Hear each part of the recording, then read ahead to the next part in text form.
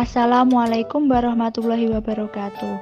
Di sini kami kelompok 8, HAM dan Gender yang beranggotakan Astri Oktarini, Erna Dwi Lestari, Muhammad Nur Hamzah, Amelia Putri Kurniasari. Di sini kelompok kami akan membahas tentang Undang-Undang Nomor 13 Tahun 1998 tentang kesejahteraan lanjut usia yang berkesesuaian dengan Undang-Undang 1945 dan undang-undang lain. Yang pertama yaitu pasal 27 Undang-Undang Dasar 1945. Substansi, setiap warga negara itu mendapat hak yang sama di mata hukum, bermasyarakat, bangsa, dan negara tersebut tanpa ada terkecuali. Hal ini sesuai dengan UU Nomor 13 Tahun 1998 tentang lanjut usia, yaitu pasal 5 ayat 1. Lanjut usia mempunyai hak yang sama di kehidupan bermasyarakat, berbangsa, dan bernegara. Yang kedua yaitu pasal 28C. Substansi, semua orang berhak mendapatkan pendidikan, pengetahuan, pelatihan guna untuk mendapatkan kesejahteraan hidupnya. Ini sesuai dengan pasal UU Nomor 13 Tahun 1998 tentang lansia, pasal 5 ayat 1. Sebagai penghormatan penghargaan kepada lanjut usia, diberikan hak untuk meningkatkan kesejahteraan sosial yang meliputi pelayanan keagamaan, mental, spiritual, pelayanan kesehatan, kesempatan kerja, pelayanan pendidikan, pelatihan, dan kemudahan penggunaan fasilitas dan prasarana umum. Yang ketiga yaitu pasal 28D ayat 3. Setiap warga negara berhak memperoleh kesempatan yang sama dalam pemerintahan. Substansi, semua warga negara berhak memperoleh perlakuan yang sama di mata hukum dalam negara sehingga tidak terjadi keirian suatu warga negara yang akan menimbulkan perpecahan. Ini sesuai dengan UU Nomor 13 Tahun 1998 pasal 6 ayat 1. Lanjut usia mempunyai kewajiban yang sama dalam kehidupan bermasyarakat, berbangsa, dan bernegara. Untuk selanjutnya, UU Nomor 13 Tahun 1998 pasal 9 dan pasal 10 di mana berkesesuaian dengan UUD 1945 pasal 28H ayat 3 dan pasal 34 ayat 2.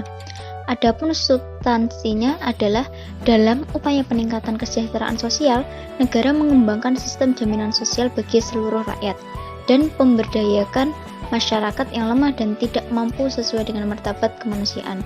Di sini berarti setiap orang termasuk lansia berhak atas jaminan sosial tersebut dalam pengembangan dirinya secara utuh dan berkehidupan bermasyarakat, berbangsa, dan bernegara. Dan untuk pasal 11 dan 12 berkesesuaian dengan UUD 1945 pasal 28C ayat 1 dan pasal 28E ayat 1. Adapun substansinya adalah pada dasarnya keduanya menghendaki setiap orang termasuk lansia mendapatkan hak yang intinya berhak mendapatkan pendidikan dan memperoleh manfaat dari ilmu pengetahuan dan teknologi demi meningkatkan kualitas hidupnya. Selain itu, lansia atau setiap orang juga bebas memeluk agama dan beribadah menurut agamanya, memilih pendidikan dan pengajaran, memilih pekerjaan, dan lain-lain. Untuk pasal 13 UU Nomor 13 Tahun 1998 berkesesuaian dengan UUD 1945 pasal 28E ayat 2, pasal 29 ayat 2, dan pasal 31 ayat 5. Adapun substansinya sama-sama membahas tentang keyakinan atau kepercayaan yang dimana terdapat hak dalam menentukan agama masing-masing. Dan selanjutnya pemerintah menjamin dan menjunjung tinggi nilai-nilai agama tersebut dalam persatuan bangsa untuk kemajuan peradaban serta kesejahteraan umat manusia. Dan pada pasal 14 ini berkesesuaian dengan UUD 1945 pasal 34 ayat 2. Adapun substansinya yaitu sama-sama membahas tentang pelayanan kesehatan yang menjadi tanggung jawab bagi negara.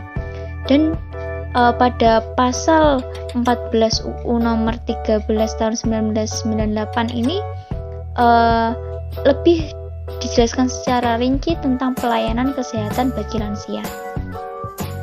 Selanjutnya pasal 15 berkesesuaian dengan UUD 1945 pasal 27 ayat 2 dan 28D ayat 2. di mana mempunyai substansi sama-sama membahas tentang hak atas pekerjaan bagi warga negara.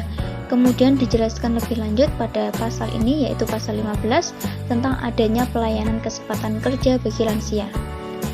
Dan untuk pasal 16 ini berkesesuaian dengan UUD 1945 pasal 28C pasal 1. Pasal 28C ayat 1, di mana mempunyai substansi menjelaskan adanya hak untuk mendapatkan pendidikan dan memperoleh manfaat dari ilmu, pengetahuan, dan teknologi demi meningkatkan kualitas hidup dan demi kesejahteraan umat manusia. Dan pada pasal 16 ini dijelaskan adanya pelayanan pendidikan maupun pelatihan bagi lansia yang kemudian dapat bermanfaat bagi para lansia di kemudian hari.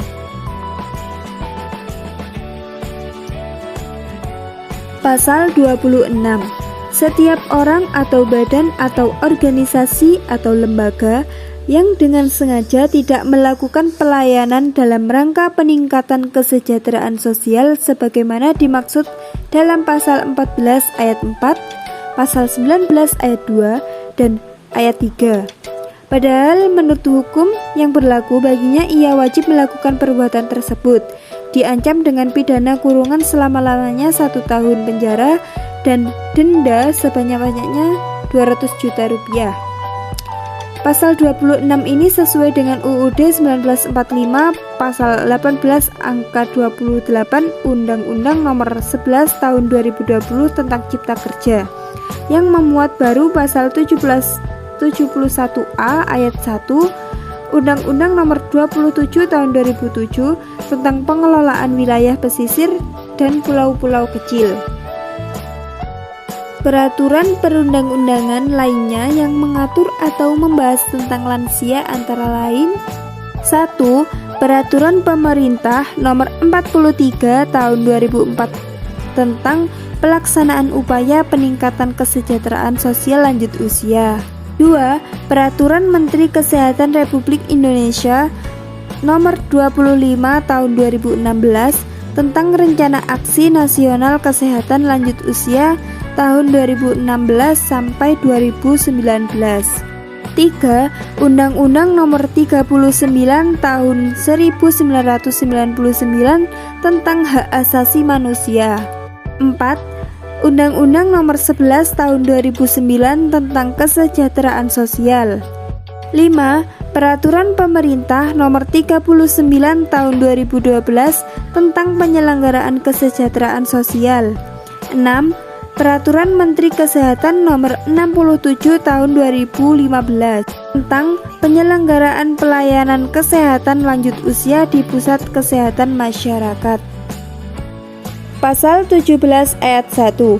Pelayanan untuk mendapatkan kemudahan dalam penggunaan fasilitas sarana dan prasarana umum dimaksudkan sebagai perwujudan rasa hormat dan penghargaan kepada lanjut usia. Ayat 2. Pelayanan untuk mendapatkan kemudahan dalam penggunaan fasilitas umum dilaksanakan melalui pemberian kemudahan dalam pelayanan administrasi pemerintah dan masyarakat pada umumnya. A. Pemberian kemudahan pelayanan dan keringanan biaya. B. Pemberian kemudahan dalam melakukan perjalanan. C. Penyediaan fasilitas rekreasi dan olahraga khusus.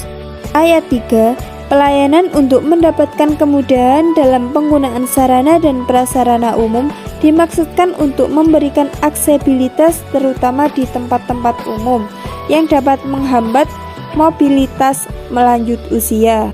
Pasal 17 ini sesuai dengan Undang-Undang Dasar 1945 Pasal 33 ayat 3 yang berbunyi bumi dan air dan kekayaan alam yang terkandung di dalamnya dikuasai oleh negara dan dipergunakan untuk sebesar-besar kemakmuran rakyat. Baik, yang selanjutnya adalah implementasi HAM terhadap pasal-pasal tersebut. 1. Orang yang lanjut usia juga mempunyai hak untuk perlakuan yang sama, semisal dalam kesejahteraan hidupnya di masa tua. Di sini sesuai dengan Undang-Undang Nomor 13 Tahun 1998 tentang kesejahteraan lansia pasal 5 ayat 1. Yang kedua, penghidupan yang layak, di mana semua warga negara berhak untuk mendapatkan penghidupan yang layak, pemerintah sudah melakukan tindakan seperti pemberian bansos, bantuan orang tidak mampu dan lain-lain. Namun kurangnya pengawasan serta survei dari pihak atas, sehingga terkadang di masyarakat itu sering terjadi ketidakadilan dan tidak sesuai. Hal ini sesuai dengan Undang-Undang Nomor 13 Tahun 1998 Pasal 6. Yang ketiga, pemerintah sudah berupaya untuk menyejahterakan rakyat seperti halnya lansia dengan menyediakan layanan kesehatan, pendidikan, dan pelatihan. Kemudian dalam penggunaan fasilitas umum ini sudah sesuai dengan Undang-Undang Nomor 13 Tahun 1998. Implementasi Pasal 17. Posyandu lansia, hal ini disesuaikan dengan tujuan posyandu lansia itu sendiri sebagai berikut. A. Meningkatkan jangkauan pelayanan kesehatan lansia di masyarakat, sehingga terbentuk pelayanan kesehatan yang sesuai dengan kebutuhan lansia. Dan selanjutnya B. Mendekatkan pelayanan dan meningkatkan peran serta masyarakat dan swasta dalam pelayanan kesehatan, di samping meningkatkan komunikasi antara masyarakat usia lanjut. Baik, yang kelima, implementasi Pasal 18, pemberian perlindungan sosial bagi lanjut usia tidak potensial dimaksudkan guna mewujudkan taraf hidup yang wajar yang diselenggarakan baik di dalam maupun di luar panti. Implementasi Pasal 19, jika ada lansia yang terlantar, maka itu kewajiban bagi pemerintah atau masyarakat untuk memakamkan secara layak. Dan yang ketujuh, implementasi Pasal 20 bagi lanjut usia potensial yang masih mampu untuk produktif, diberikan pelayanan kesempatan kerja pada sektor formal dan non-formal melalui perseorangan, kelompok atau organisasi atau lembaga baik pemerintah maupun masyarakat. Yang delapan, implementasi Pasal 25, implementasi di masyarakat. Seperti diketahui, BLT lansia merupakan salah satu komponen bansos PKH Kementerian Sosial yang sifatnya reguler. Adapun lansia yang jadi sasaran penerimaan bansos PKH adalah lansia yang masuk kategori miskin dan berusia 70 tahun ke atas. Implementasi Pasal 26, jika dalam melakukan kecurangan maka akan dikenai sanksi baik berupa uang maupun pidana. Hal ini banyak terjadi di masyarakat. Mungkin itu presentasi dari kami. Jika ada kurang lebihnya kami mohon maaf. Wabillahi taufiq wal hidayah. Wassalamualaikum warahmatullahi wabarakatuh.